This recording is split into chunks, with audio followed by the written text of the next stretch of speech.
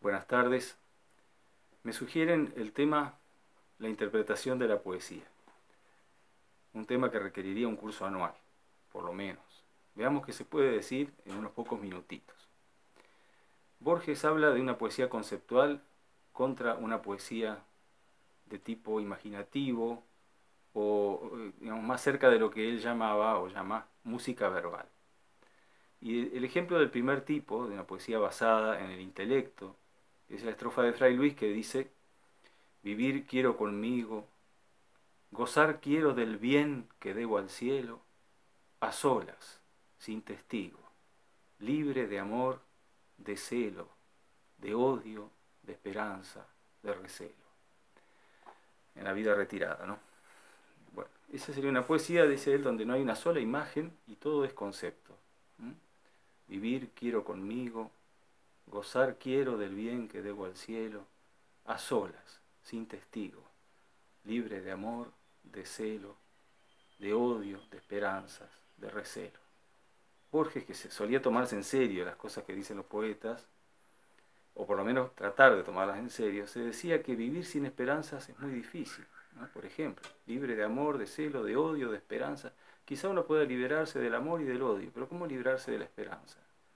Reflexionaba Borges, ¿no? Bueno, es decir, que es una poesía que está destinada a una interpretación intelectual. Y en cambio, del otro lado, él ponía como ejemplo una estrofa de Jaime Freire que dice: peregrina paloma imaginaria, que enardeces los últimos amores, alma de luz, de música y de flores, peregrina paloma imaginaria. Versos que, como decía él, no quieren decir nada y a la manera de la música lo dicen todo. Por supuesto que hay muchas formas de poesía, son tantas que no se las puede reducir a dos tipos, yo creo, ¿no?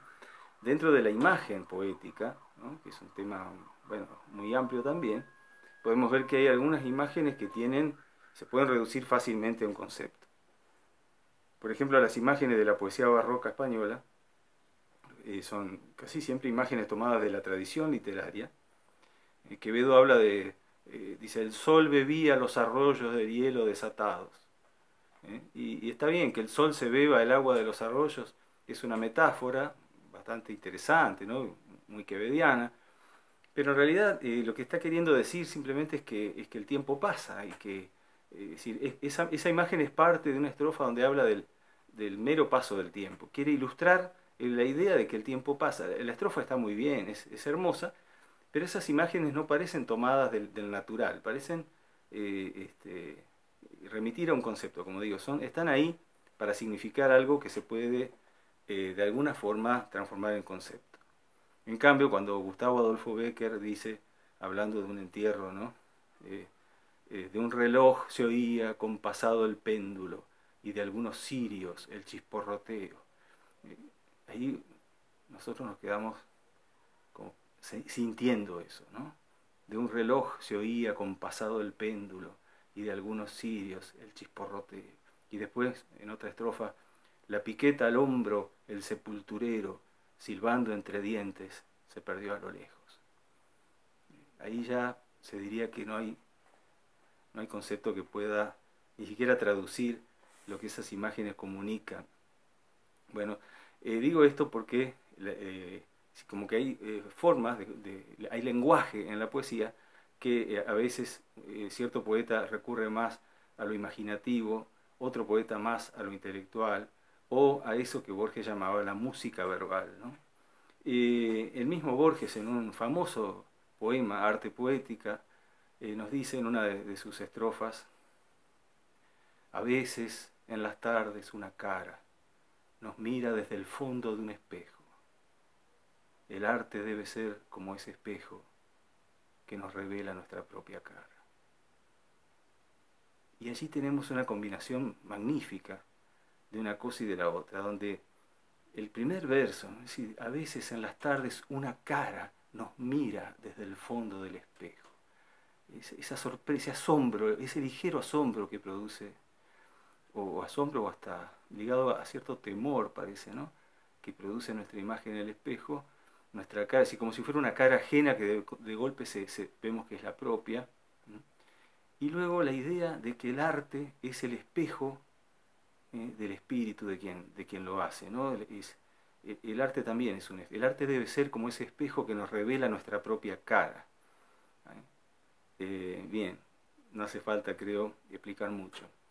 Hay que interpretar la poesía.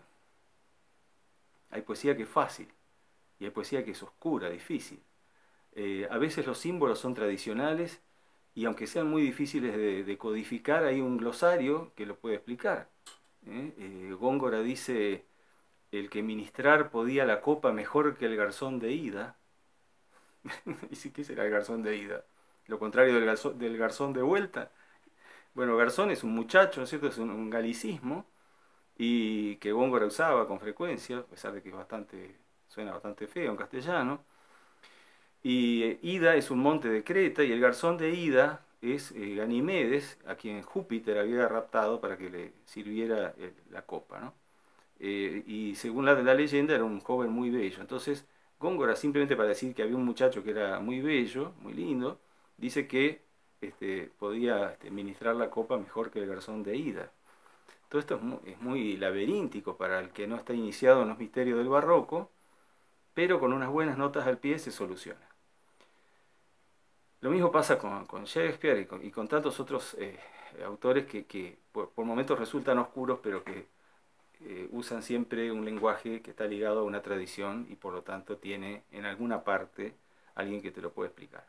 Distinto es cuando nos encontramos con una poesía realmente hermética, cuyos símbolos o imágenes son parte del repertorio o de la mitología personal del poeta.